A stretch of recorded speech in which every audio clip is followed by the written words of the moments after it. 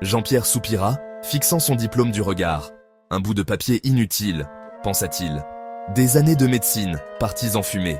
Il était médecin maintenant, mais qui allait bien pouvoir embaucher un médecin sans expérience?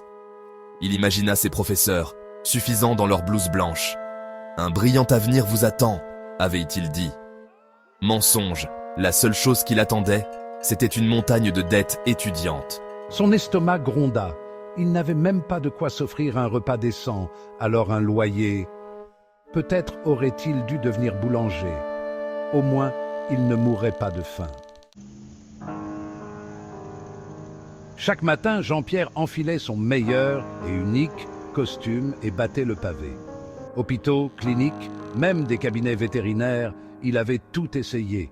À chaque fois, la même réponse « Désolé, pas de poste disponible ». Il commençait à appréhender les entretiens, les regards apitoyés, les refus polis. Son moral s'effritait lentement, comme une baguette rassie. Un jour, il tomba sur son amie Marie, une ancienne camarade de promotion.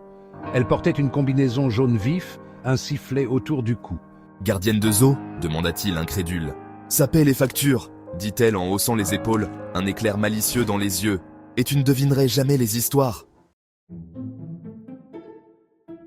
Les paroles de Marie restèrent gravées dans l'esprit de Jean-Pierre. Gardien de zoo. Ce n'était pas de la neurochirurgie, mais c'était un travail. Le désespoir le rongeait. Peut-être que ce ne serait pas si mal. Il ravala sa fierté et appela Marie. À sa grande surprise, elle avait une proposition. « Ils ont besoin de quelqu'un dans l'enclos des animaux africains, expliqua-t-elle.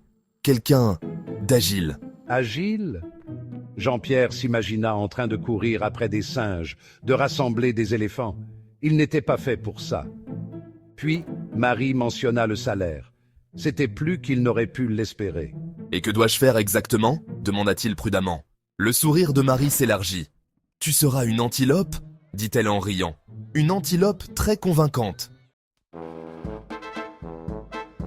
Le lendemain, Jean-Pierre se retrouva dans un costume étroit, avec des cornes et une queue qui se balançait. Il se sentait complètement ridicule. Les touristes le montraient du doigt et riaient. Les enfants tapaient sur la clôture de l'enclos. Il broutait du foin stratégiquement placé, essayant de garder sa dignité. C'était le fond du trou. Puis, un rugissement familier résonna dans l'enceinte.